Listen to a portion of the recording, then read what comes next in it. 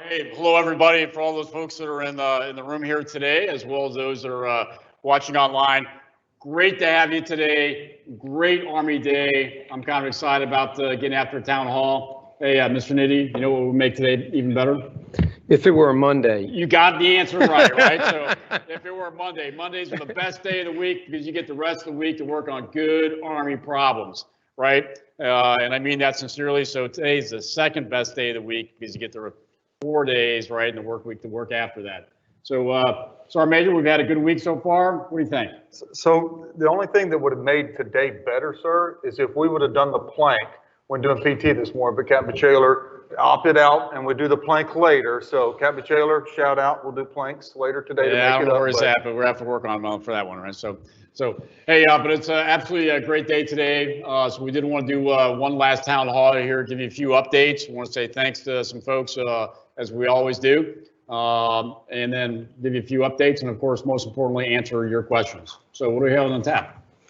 Well, sir, you about covered it. So as always, we're going to start off with employee recognition. The team has done a great job, continues to do a great job across multiple areas, but we will give a couple of operational updates. We'll talk about some upcoming events, and then as always, we'll answer questions. But we're going to start off with most valuable player awards for June, Sergeant Major. This is one of my favorite parts of the town hall, is taking time to get after the employees that are out there getting after it every day, just making this organization, better than what it already is. So let's just get started here. Most valuable players for June here. So I have Mr. Shannon from ALC.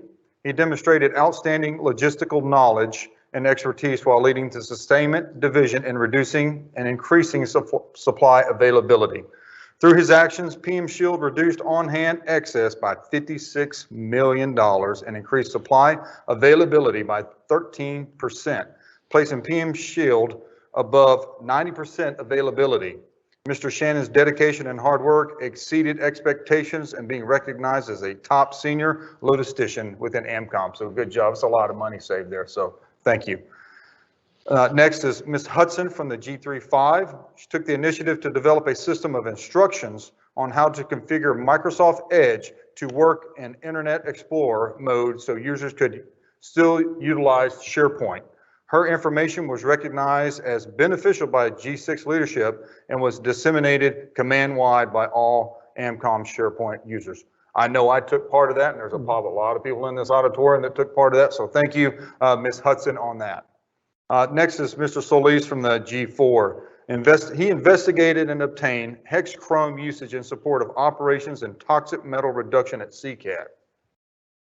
By utilizing the hazardous material inventory database, he was able to identify chrome containing process, sealants, and wet fastener applications, which were targeted for replacement by non-chrome containing materials to further reduce artisan and workforce exposure. And that's huge right there, saving our artisan, our employees from those toxic metals. So Mr. Solis, thank you. Next is Ms. McComb from our G6. She served as a primary POC for all AMCOM G6 software product teams to report any issues, problems, concerns, or questions to operations and cyber teams throughout the high priority management framework efforts. So Ms. McComb, thank you very much for your efforts. Next is Mr. Knight from the G8. He made significant contributions in his role of coordinating with AMCOM customers, technical representatives, and financial expert for funds reconciliation of all prior fiscal year resourcing requirements to include FYs 17 through 21, valued at $13.8 million. That's going back a few years there. We're not going to show our age and ask where you were at, Mr. Nitti, but we'll just move on to the next one. So we got Mr. DeWaltz from Letterkenny Army Depot. His actions greatly enhanced the Army's deterrence posture and improved the Avengers' readiness and responsiveness of our forces in Europe and Korea. His contributions to the Avenger program generated a savings of short and intermediate effects of layered defense, which is also known as SHIELD, while generating $10 million in recovered assets for the program. Mr. DeWalt, thank you very much for saving that. Next is Mr. Dixon from Safety. Over the past 10 months, took on the task of developing 50 IPSIs from the site plans that have been in the review cycle for up to 6 years. Based on the advice from the U.S. Army Technical Center for Explosives and Safety, chose to break the site plans down from large groups of facilities per site plan to one facility per site plan. That decision has resulted in 20 of the sites being approved, 4 for review, 7 for final review and approval. The rest are waiting background documents for final review by AMCOM Safety. Mr. Dixon, thank you very much. Last here, we have Mr. Wetzel from USADA. He provided key logistics management support for the full material release of the M110 Alpha 1 designated squad rifle for PM soldier lethality.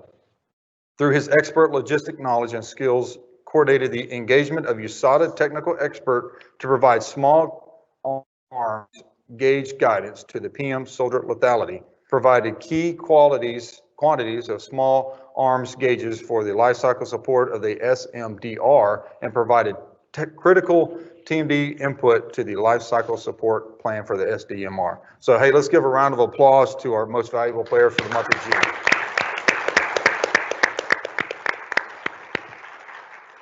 Mr. Nitti. All right, so if you can go to the next chart, we are finally caught up on our length of service award. So this is recognizing the folks for August of 22. And even though the number of people we're recognized is smaller, the years of experience are still phenomenal. So across the 27 folks that we're going to recognize here, almost 1,000 years of service to the government. So phenomenal support, and thanks to all for their support. So we'll start with 30 years of service from ACLC Richard Penix, from ALC Randall Gibbs, from CCAD Paul French, from G6 John Mullins, and from USADA Thomas Stengel. So that's the 30 years of service, and I think that's the easiest list of names I've had in a year. That's all good. Hey, for 35 years of service, right, just a truly phenomenal impact.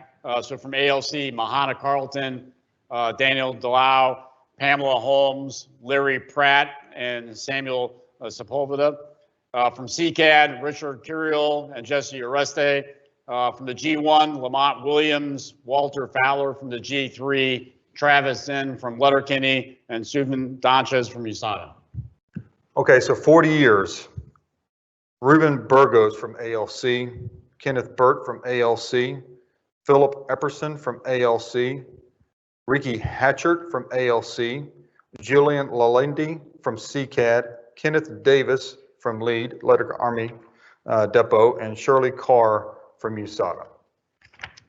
All right, and then for our high ones for this month, 45 years of service. Hey, that's a considerable amount of time, phenomenal work that these artisans in particular do some great work. So from Corpus Christi Army Depot, Ronaldo De Leon, Virgilio Perez, Gregory Pryor, and Dennis Reed from Letterkenny Army Depot.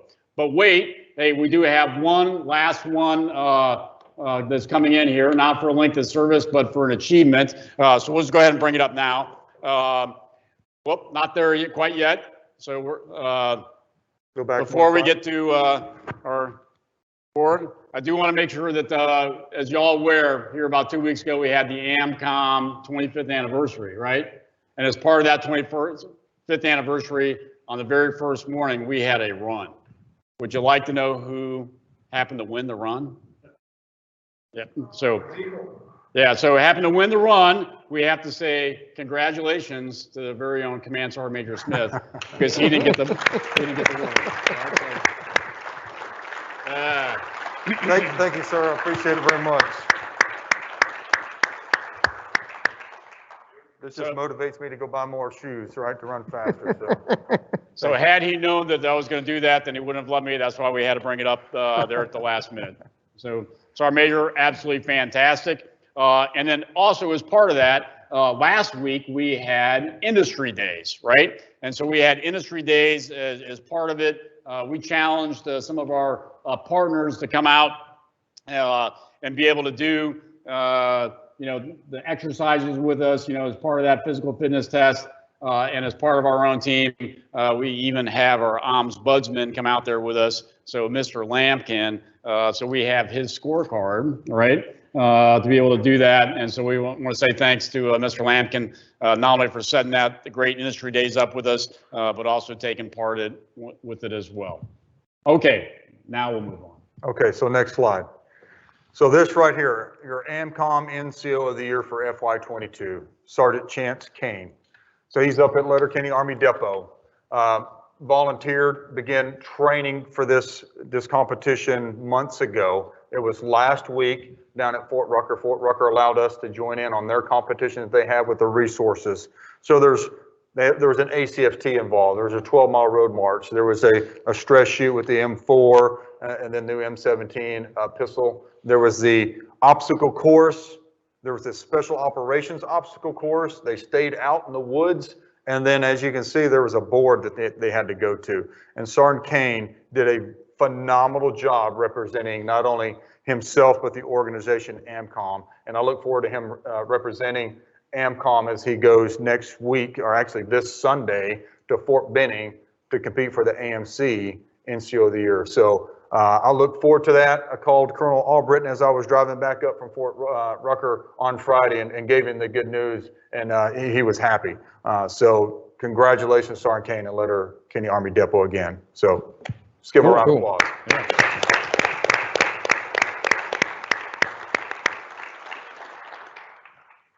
Next slide. Okay, so here recently, as you all know, the digital twin, we've been working very hard, the entire AMCOM team through General Royar's leadership of the digital twin. We completed almost complete the H-64. There's 4,996 parts. UH-60 Lima. UH-60 Lima parts that are out there that were scanned structurally. So took on the task of doing the H-64 Delta.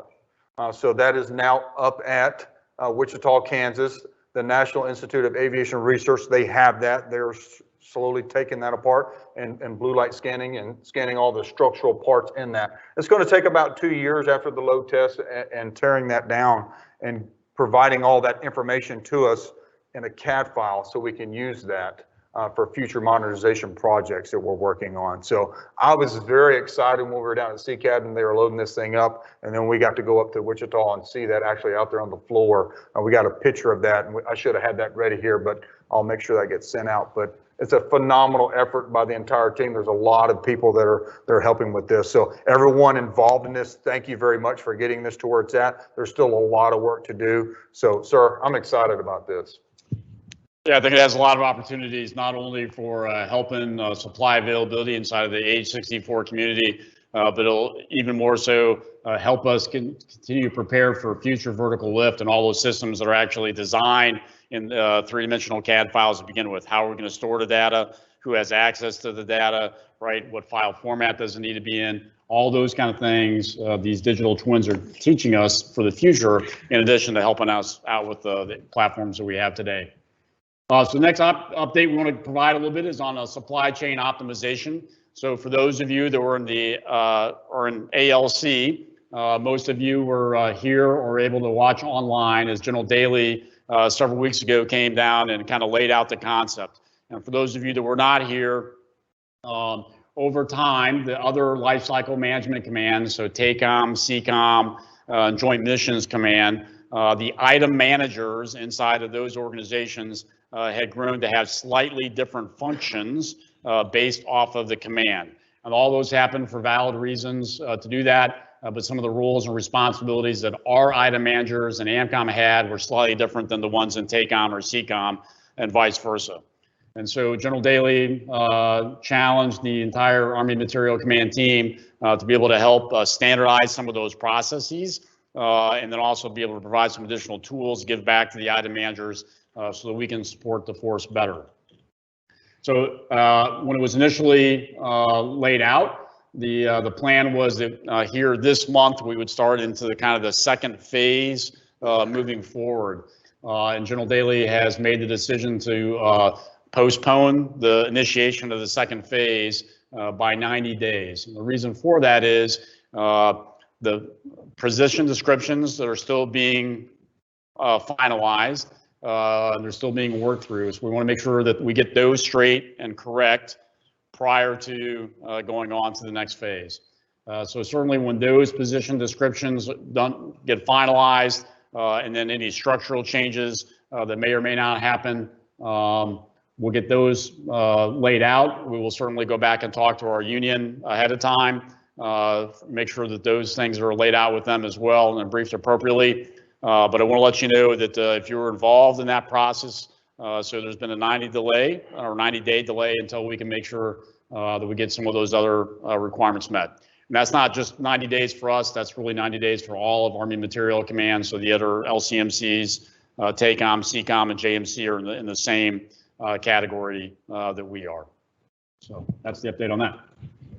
And then support to Ukraine. So support to Ukraine is ongoing, and not only is it just ongoing, it's picking up. And the team across the board has just done a phenomenal job supporting those constantly changing requirements. We're up to presidential drawdown 19 plus movements of material that we've been involved in pushing out. And whether it's the AMCOM Logistics Center and the item managers and the systems managers for weapon systems and munitions, or the transportation folks that are coordinating all the movement, or G3 team tracking all the requirements and keeping it updated. But regardless of where you are in AMCOM, at some point you have played a role in the ability of us to execute this mission, whether it's from a safety perspective or a personnel perspective. Your support and what you do every day enables AMCOM and enables the Army to execute missions like this. And it's briefed up to the highest levels of the Army. We brief General Daly directly a couple of times a week, and he briefs the Chief of Staff of the Army once a week. And at the highest level of the Army, they recognize, and it's been stated, the ability to get, move, and enable material as quickly as we did is absolutely phenomenal. So that's just a hats off to the entire team for what you do every day. So thank you. Absolutely. Yeah, so I can't say any more than Mr. Nitti did.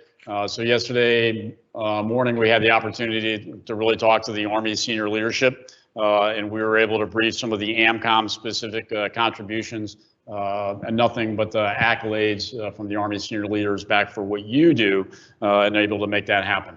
One more I'd like to talk about that's not on the slideshow, but I think it's also relevant, is really a team effort to get something done, and that is heavy metal reduction.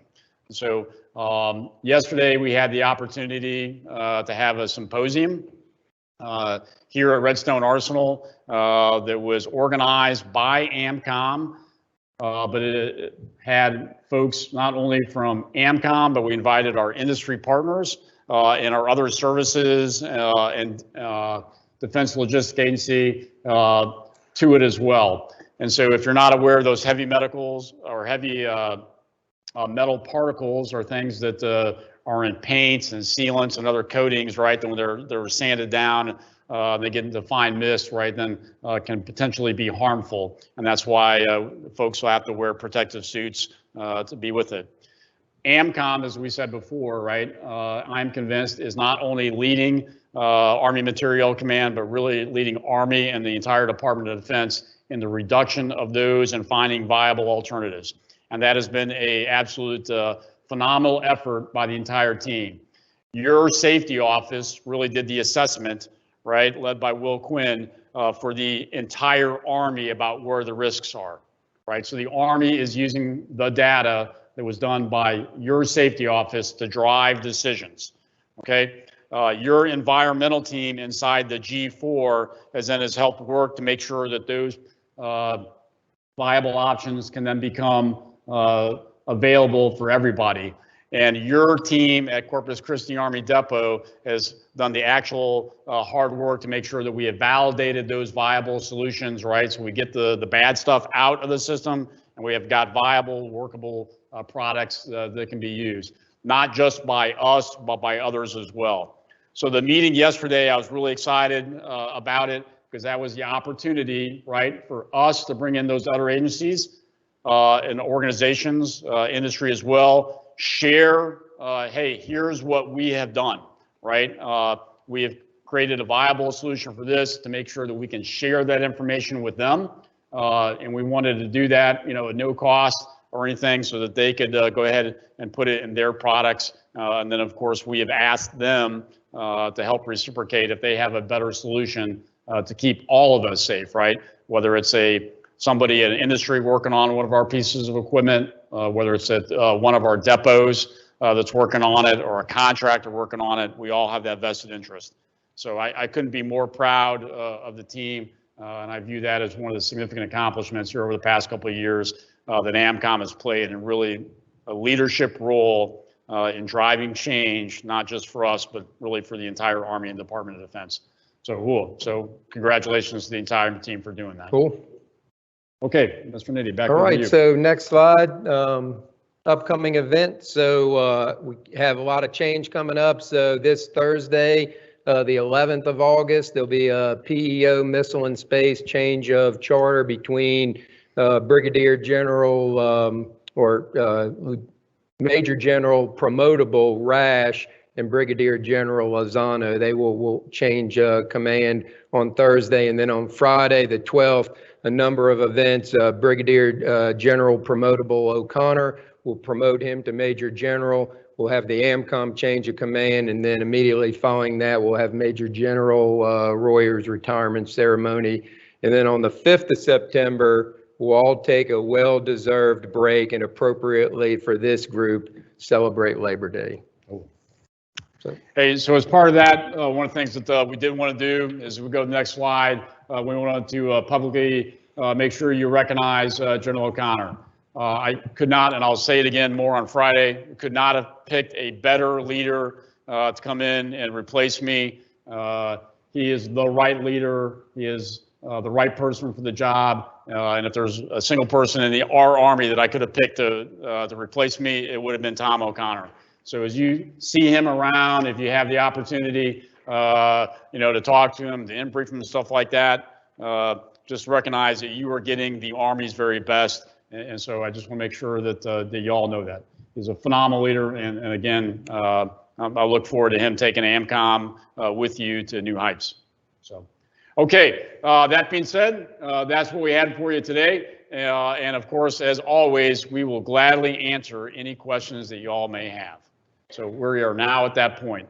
So if you're in the room, we'd ask you to raise your hand and wait for the microphone. That way the folks on the outstations can hear us.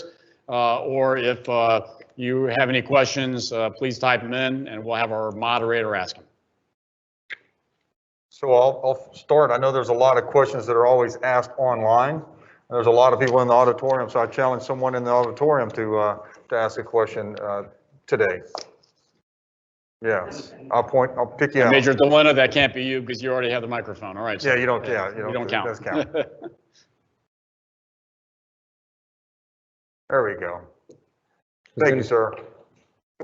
Major General Royar, have you heard anything in regards to lifting the mask mandate? I mean, so short answer is no, not yet, right? So the mask mandate was implemented by the senior mission commander here at Redstone Arsenal.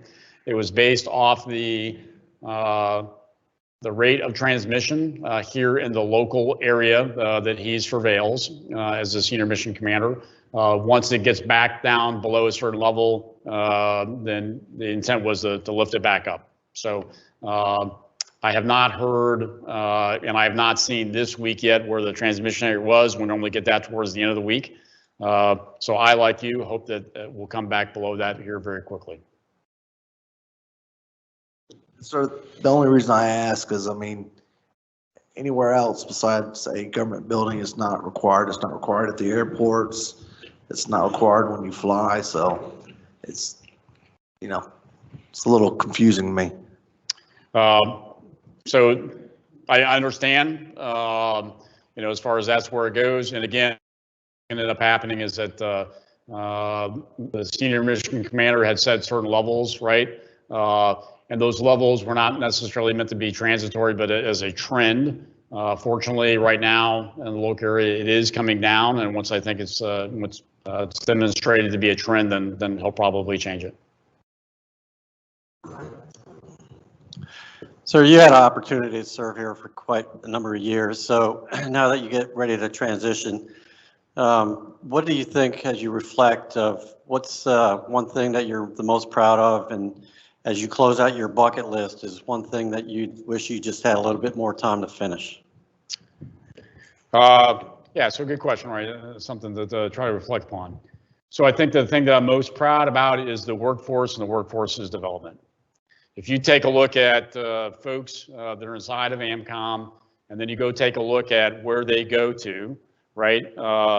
You will see that the folks that continue to progress at a greater rate or capacity into higher positions, whether it be inside of AMCOM or to another organization, I think is really what I'm most proud about, right? It's proud of you as the employees getting the job done and then showing success, right? To be able to do that. As far as that bucket list, what did I didn't get done? That's long and distinguished. I'll try to relay that back over to General O'Connor. I've been trying to load him up until the point where he's going to tell me to stop. But I think that one of the things that I think is still ripe, for continued discussion is really consolidated data management. So we in AMCOM have certain data sets, and the PEO has certain data sets, and DLA has a certain data set, and we all work off generally the same kind of information, but that data is close but not quite. And so consequently, because it's not quite, then we all make different decisions, and we spend more time, I wouldn't say arguing, but maybe discussing with each other about whose data is better than we do about getting after the solution. So I think that if we could come and agree to common data sets, singular data set, that would be the nirvana. So that's my answer. Good luck, Tom.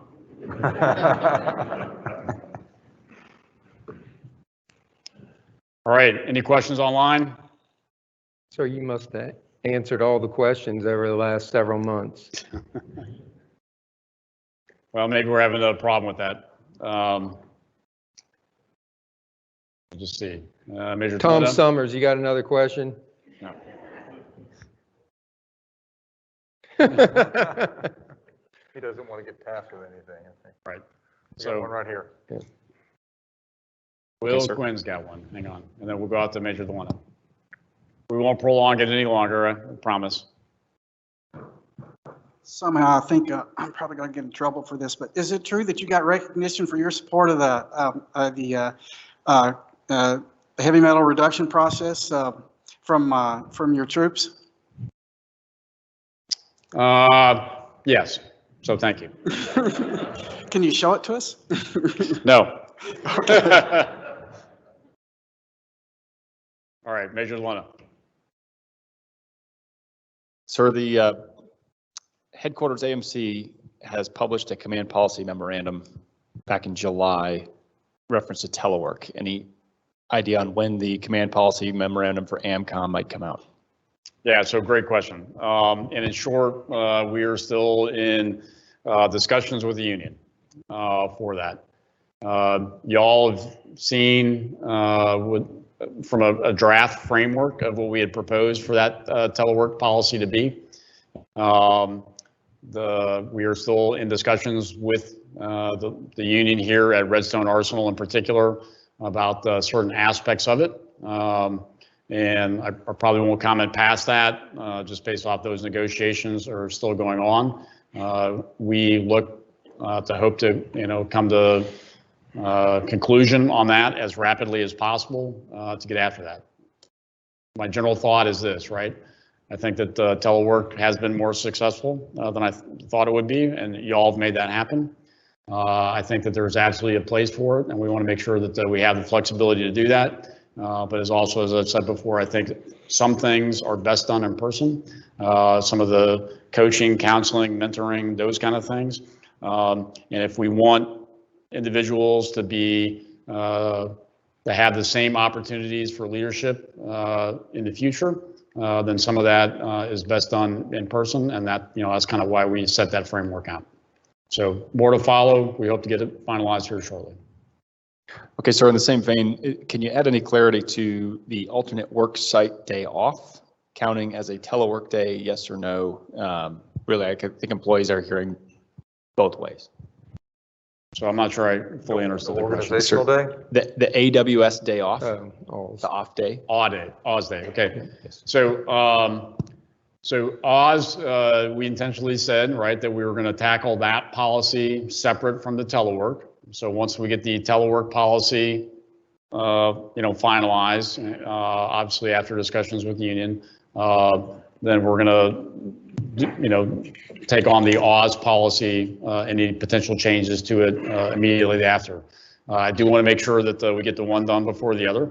And so I recognize that you know, there's a lot of discussion. We may want to have some discussion, further input about how that's done. But because one is based on the, or potentially based partially on the other, let's get the one set and then we'll move on to the Oz. I think we have a question right over here. Yes, ma'am. We are just now coming back into the building a little bit more often, and prior to now, there probably wasn't a lot of traffic, so the rules have changed at the doorways when we come in. So now we are using our card to get inside of the buildings. So my question is, what is the protocol for tailgating? Because there was a time when if you were coming in with someone, you showed your card and you could hold the door, you know, for them, but now that seems to have changed. So just trying to understand the protocol now. Yeah, so great question. And the answer to that is that, there should be no tailgating, right?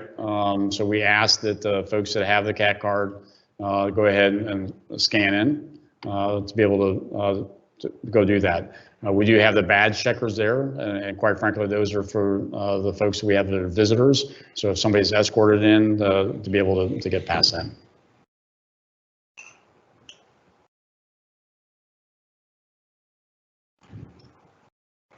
Okay, Major Lynn, any others? If not, then we'll close up.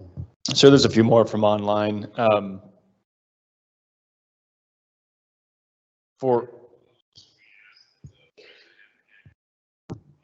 Sir, it sounds like you have a question. All right, sorry about that, sir. So for folks that are returning back to the workplace, if an employee contracts COVID-19 after they return to work, are they then going to be authorized admin leave while they're sick, or is that some kind of, you know, negotiated telework off? So the answer on admin leave is no.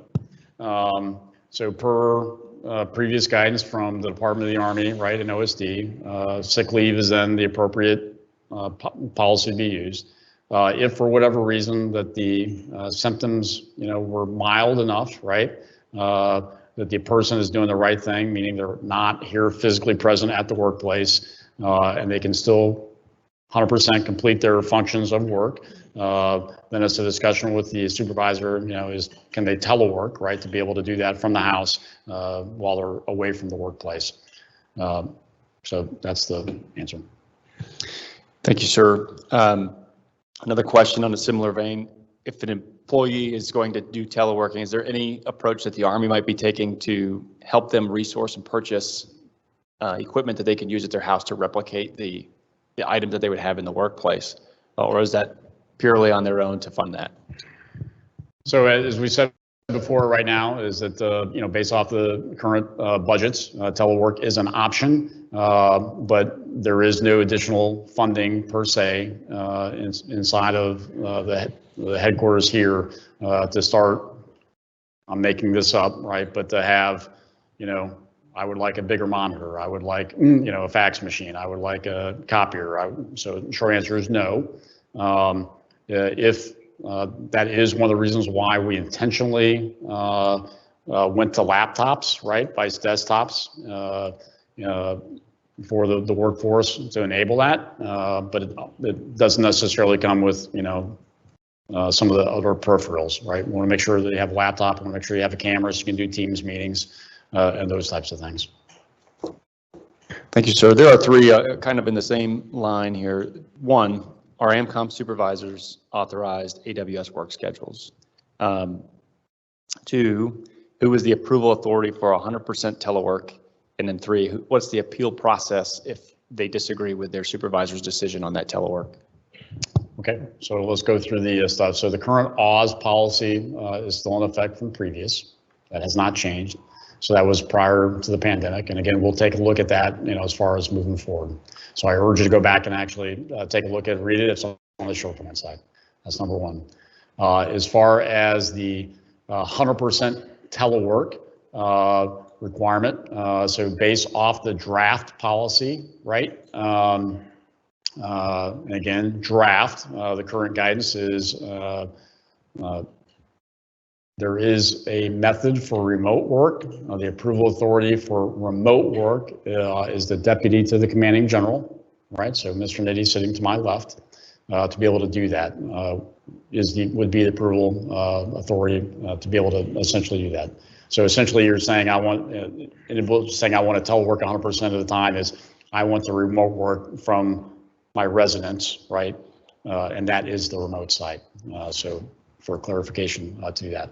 If for whatever reason that there is a discrepancy between you and your supervisor about the validity of telework, you can certainly take it to your second level supervisor for discussion to be able to go from there. What we put into the, again, draft policy, but guidance is that directors do have the responsibility or will have it once signed to make sure that there's equity amongst like type functions, right? So if I'm a supervisor, again, we'll just use item managers, and Mr. Nitti is a supervisor of item managers, and I as a supervisor say absolutely not, and he says absolutely yes, right? Then we would expect Mr. Wood as a director to have some continuity to make sure that it's being applied equitably across all item managers with similar type functions. Thank you, sir. In regard to the supply chain optimization, is the intent to keep the item managers embedded with the project office that they support? So the answer is yes. We're making sure that we're not pulling folks out from either the PEO or the various PM that they're associated with. Based off of how the process still works out, there may be some slight changes in roles and responsibilities. Some maybe slightly different, but that's what we're waiting for the position descriptions to come back as. Once we get that, then obviously our intent is to make sure that we brief the union. We also make sure we come out and brief the workforce as to what those changes would be before implementation. Okay, so our last question here, and I think we've touched on the rest. Is there any inkling for the REDSTONE arsenal to incorporate some electronic vehicle charging stations in the future moving forward? Is it in any kind of long-term plan? So the answer is yes, right? Obviously, some of those installation tape things don't happen overnight. The Army and Army Material Command have made it a priority, to have opportunities for EV charging type stations. And that is not only from the government fleet perspective, right? So we've already received guidance that any of our vehicles that we will purchase or GSA will purchase from now going forward will at a minimum be a hybrid type vehicle or an EV. And so the team from our G4 has already done some great work in conjunction with the installation about siting some EV stations here on post. I believe the last thing I heard was one of which is going to be here in the vicinity of the Sparkman Center. Thanks, sir. That's it from online. Are there any other questions in the room? Okay. Well, hey. Sir, we got one right up there at the top. As we start coming into the office more and more, do we have an ETA on when some of the other gates are going to open, like specifically the Patton Road exit, since it leads directly towards our building? Great question, right? So, some of this is a little chicken before the egg kind of thing, right? Meaning that In order for some of those services to potentially change, you have to show the demand, right? So as the throughput has got to go up a little bit. Some of the specific, let me categorize it. So for example, some of the food service options, right? Some of the, whether it be the local cafeteria here in the Sparkman Center or elsewhere, on post, right, is based off the number of headcount that is coming into the arsenal on a daily basis to be able to support that type of facility or those hours associated. Because those are fee for service kind of things, those things, albeit will lag a little bit, will go up and down as the headcount goes up and down, folks working on the arsenal. Some of the gate type things, I'll have to go back and ask about. Mostly that is not because it's not a fee for service type function. Those gate hours were then set prior to the pandemic. And what we have today is roughly close to what we had prior to the pandemic. And so that's based off quite frankly, the amount of money that the installation receives to hire gate guards to be able to handle the additional throughput capacity. So it's a great question on the gates. I'll have to go back and ask that one as far as what their criteria is to change it or if they are able to, but we'll ask that and get you an answer.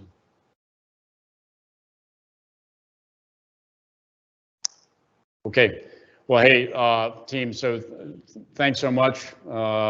It is truly been an honor. And what I'll leave you with is always this, right? What we collectively do in AMCOM is for that soldier, right, airman or Marine, that's out there on point. Regardless of where they are in the world, they rely upon us every single day. Every one of us has a means to help facilitate their safety and their readiness on behalf of the nation. Doesn't matter who they are, what organization they're in, we are there to support them. And so I leave you with that thought, and I say thank you.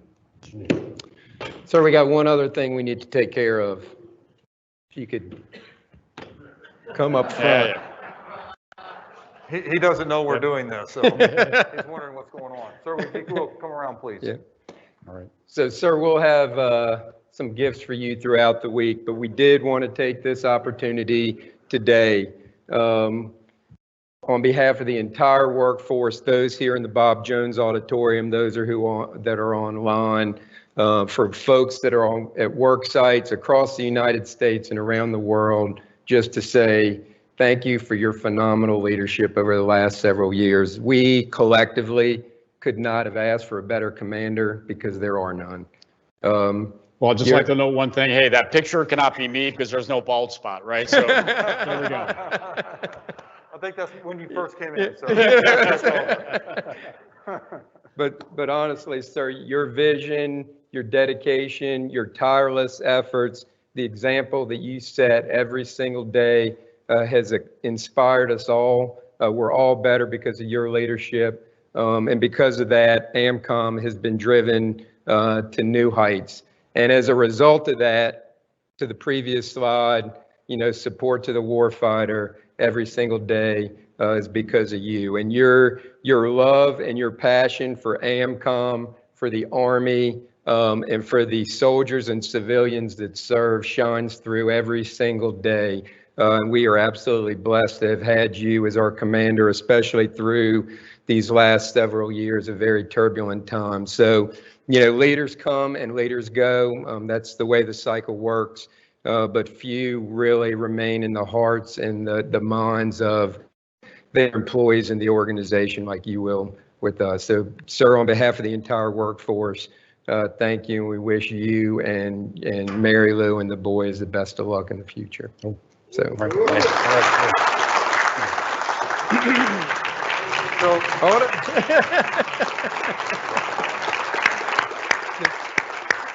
You'll get this. Hey.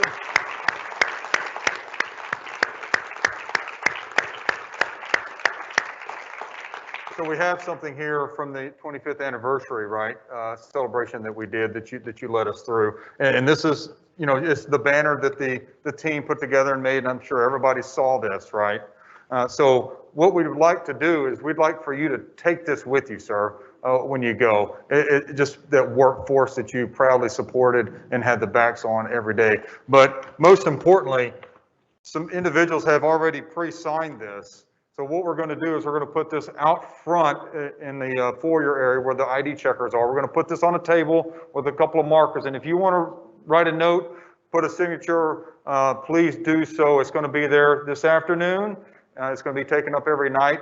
We're going to leave it there until Friday morning. So if you want to sign something, please do so. Sir, we will make sure you get this so you can take this and hang this in your garage. If Mary Lou will let you, and I'll talk to her about it, maybe in the living room, but because this is a huge accomplishment, right? So, sir, thank you for everything that you've done again. So, Cool. All right.